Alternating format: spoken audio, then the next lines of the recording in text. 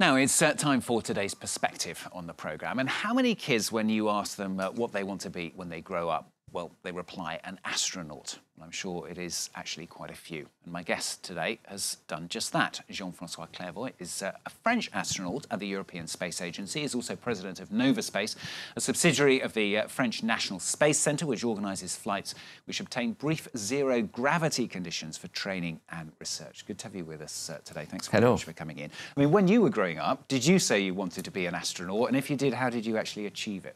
In fact, astronaut means two things, going to space and going there to do a job. When I was a kid, I wanted to go to space, but not thinking as a job. Yeah. It's only when I was doing my upper studies, I wanted to remote control space probes. For me, remote controlling, satellites or space probe we send out in the solar systems is what I wanted to do, and this is what I started to do in the French Space Agency.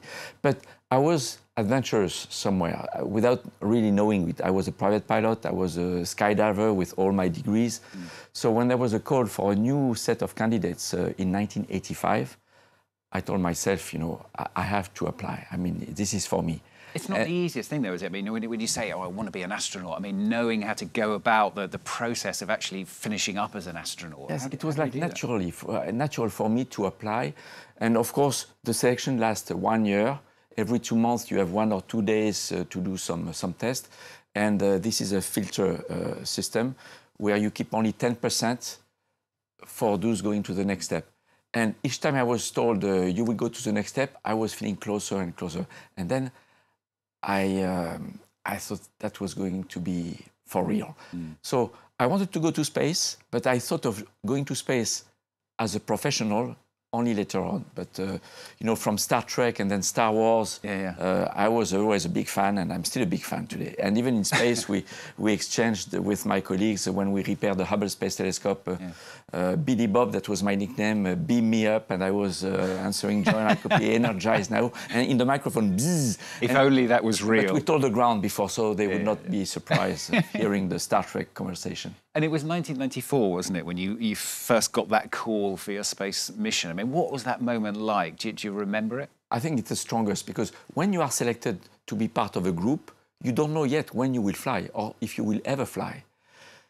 When you go to the rocket the day of launch, this is normal in your life because you have prepared for months to do that in details.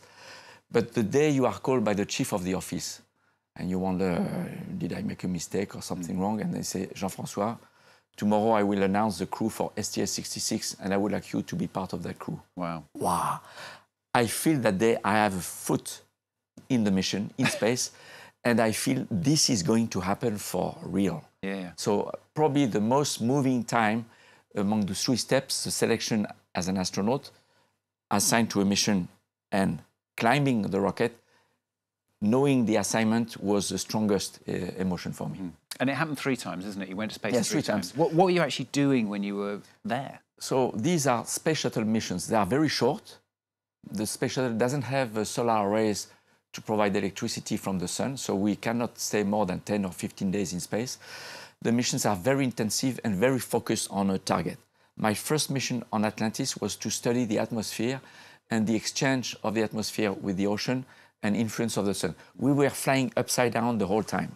And this is on the space shuttle. We're seeing images of the shuttle This is amazing. Each time I see a launch, I have the goosebumps because I remember I was on top and I wonder, was that in my lifetime I did this? This is so extraterrestrial experience.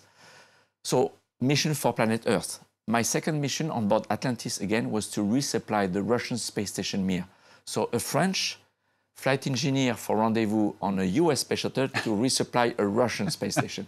That was a mission for the humans. We replaced also crew members. And the third mission for science on board Discovery was to repair the Hubble Space Telescope, which is a famous telescope built in cooperation between NASA and ESA, the European Space Agency, and which was totally out of service in survival mode when we launched in December 1999. And when the ground told us after I deployed the telescope, I was in charge of flying the robotic arm to capture the telescope, to move my colleagues, and the ground told us the telescope is back 100% to life. That was a super pride for us. And, and since then, it has brought us a lot of new data, incredible about the universe. And there aren't that many French astronauts that have been to space, are there? I mean, you're one of the We are second 10. group of French astronauts. So, I mean, there must have been quite a lot of media attention as well each time, particularly here in France, each time you were... You know, I flew as a European Space Agency astronaut and based in Houston, Texas. And at that time, the communication philosophy at ESA was not so much to communicate about the astronaut being in space, but to communicate towards the public, but to report to the governments how we spend their money. And then we had teleconference from space. But with the new class we selected 10 years ago, I was member of the jury for that new class, we decided to put a communication machine, if I can say it like that, to make the astronaut mission well known to the public, the general public. So that's now Tim Peake in the UK, Thomas Pesquet in France, Alex, the German in space right now, is are covered. Everybody knows now about space, the European Space Agency. And what is it like being in space? It must be the question you get asked more than any other, I suspect. So first, it's a big sensory experience. I mean, extraordinary sensory experience. The liftoff, you feel the kick in the back. You feel you're going somewhere with power. You don't know where, but you're going, you know, because we don't reach a physical destination. It's not something you can touch. We aim at a theoretical point in space.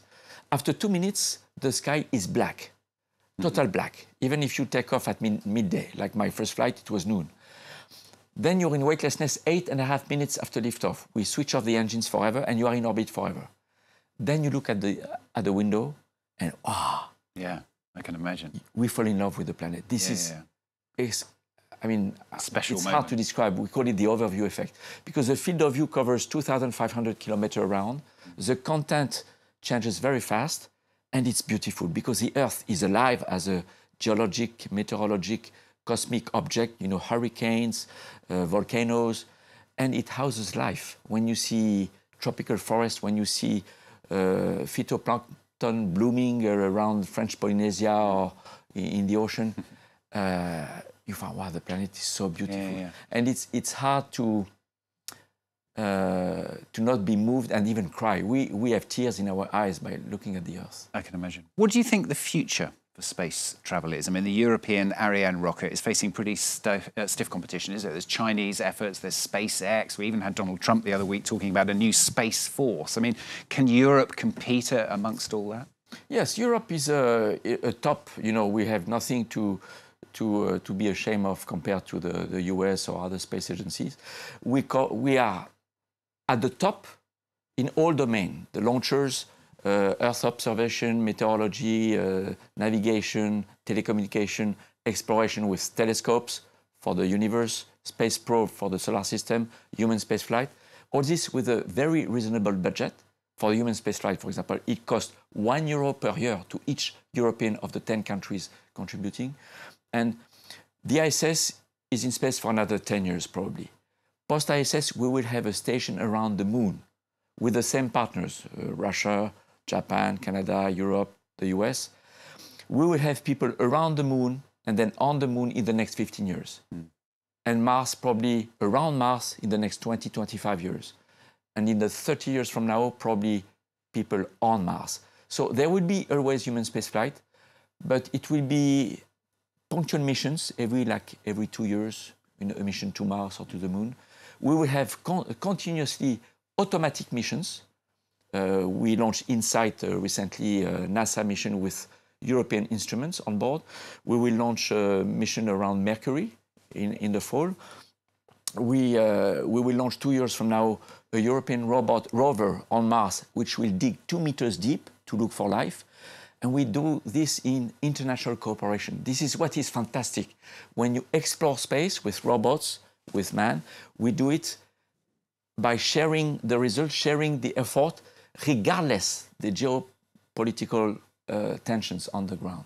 Going to have to interrupt you. Fascinating to have you with us here on the programme today. Thanks very much, Jean-François Clervoy, French astronaut, joining us on the programme. Good to have you with us, as I say. Thanks very much.